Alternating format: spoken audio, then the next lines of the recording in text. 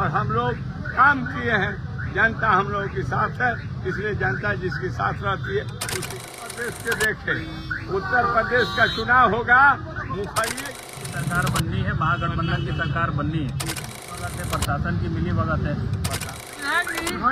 हजारों की संख्या में था, अब बहुत ज्यादा संख्या में है और ये कहीं न कहीं इसमें किसी तरह की कोई कॉन्स्पिरेसी है। कलेक्टर इसको जांच करे। क्या निष्पक्ष चुनाव हो रहा है बिहार में? अब इसको बारे में तो आप सवाल पूछते हैं तो आप तो एनडीए की सरकार है, इलेक्शन कमीशन की जिम्मेवारी है निष्पक्ष चुनाव कराने के लिए।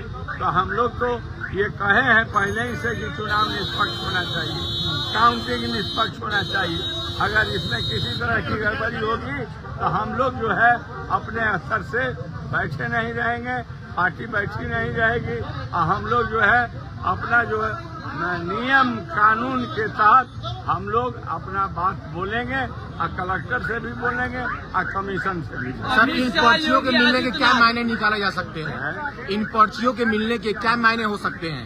हो सकता है कि कोई ले आकर के यहाँ फेंक दिया। अमित शाह योगी आदित्यनाथ यहाँ पहुँच के बोले हम लोग को बिहार जीतना है, तो क्या लग रहा है सर, ये षड्यंत्र है? वो पहले अपने उत्तर प्रदेश के देखे।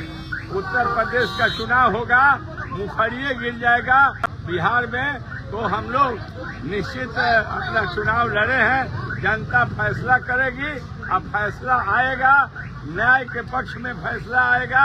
और यहाँ पर हम समझते हैं कि एनडीए की जो हालत है वो बहुत दयनीय है और हम लोग काम किए हैं।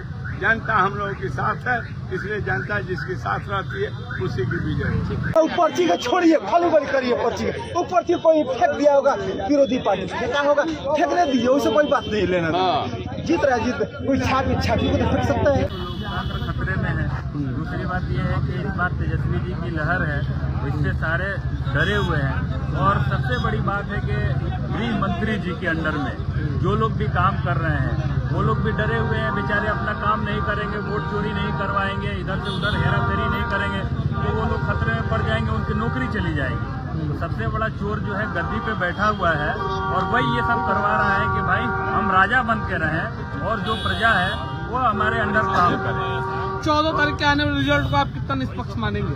अब इस तरह से होगा तो हम तो निष्पक्ष नहीं मानेंगे। अगर इस तरह के हालात होंगे हर जगह, बिहार में हर जगह ये हालात है, तो हम कैसे कह दें कि भाई ये निष्पक्ष चुनाव हुआ या फिर निष्पक्ष काउंटिंग होगी। इसमें सबके दिल में ये है कि भाई अगर इस तरह से होगा तो ये गलत हो जाएगा। और इलेक्शन कमीशन पे सबसे ज्यादा संदेह है और शुरू से ही वो इस काम में लिप्त है कि भाई वोट चोरी किया जाए और जो है मतलब सत्ताधारी पार्टी को फिर से जिताया जाए, बीजेपी की सरकार लाई जाए। बिहार में दूसरी बार पर्ची जो है फेंका हुआ मिला है, तो क्या इसके क्या मायने आप लोग निकाल रहे हैं? ये तो साफ है, हम तो बार बार ये कह रहे हैं कि इसका मायने यही है कि वो अपना सत्ता स्थापित करना चाहते हैं और इस बार ऐसा नहीं लग रहा है उन्हें, इसलिए वो वोट चोरी करवा रहे हैं और इस तरह से करके ही वो जीत हासिल करेंगे। वरना जिस तरह से जनता ने मैंडेट दिया है वो साफ है कि क्लीन स्वीप है, इस बार राजद की सरकार बननी है, महागठबंधन की सरकार बननी है। इसलिए वो लोग डरे हुए हैं और इस तरह के हरकत कर रहे हैं, कहीं पर्ची फेंकवा रहे हैं, कहीं वीवीपैट